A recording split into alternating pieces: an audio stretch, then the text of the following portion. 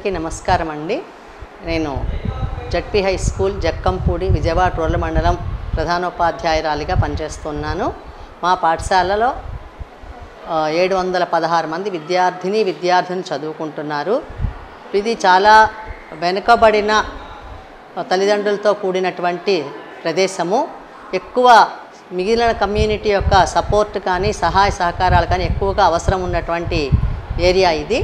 దీనికి మన వాసవ్య మహిళా మండలి వారి తరఫున రెగ్యులర్గా ఈ పిల్లలకి చైల్డ్ మ్యారేజెస్ గురించి, చైల్డ్ అబ్యూజ్ గురించి, ఈవ్ టీజింగ్స్ గురించి ఈ మహిళా మండలి కార్యకర్తలు గర్ల్ చైల్డ్ ఎడ్యుకేషన్ గురించి తరచుగా వచ్చే పాఠశాలలో విద్యార్థినులకు ప్రత్యేకించి వాళ్ళు అవేర్నెస్ కల్పించడం జరుగుతూ ఉంది.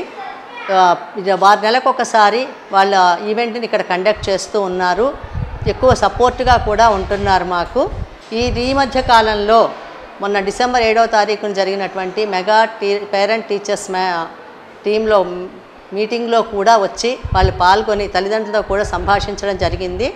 అలాగే 24వ తారీఖున గర్ల్ చైల్డ్ డే రోజున కూడా వచ్చి పిల్లలతోటి ప్లెడ్జ్ చేయించి సేవ్ గర్ల్ చైల్డ్ అనేటువంటి నినాదాన్ని పిల్లలకి, ముఖ్యంగా బాలికలకి విద్య యొక్క అవసరాన్ని, సమాజంలో మనం ఎలా ఉంటే మంచి ఉన్నతికి వెళ్తామో వాళ్ళు అవగాహన కల్పించడం జరిగింది. ఇది పర్టికులర్ డేట్స్లోనే కాకుండా ఆ మేడం గారు ఆ టీము కూడా బై 2 monthsకి ఒకసారి లేదా వారికి వీలున్నప్పుడల్లా కూడా వచ్చి ఇక్కడ పిల్లల్లో అవగాహన కల్పిస్తున్నారు.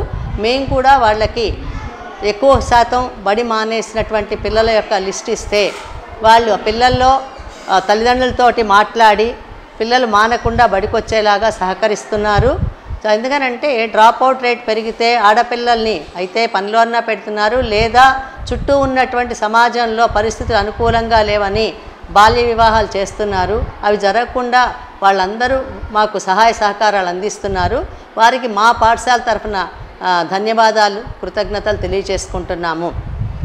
ఎప్పుడు అవసరమైనా కూడా మాకు ఆ మహిళా మండలి వారి సహాయ సహకారాలు అందుతూ ఉన్నాయి.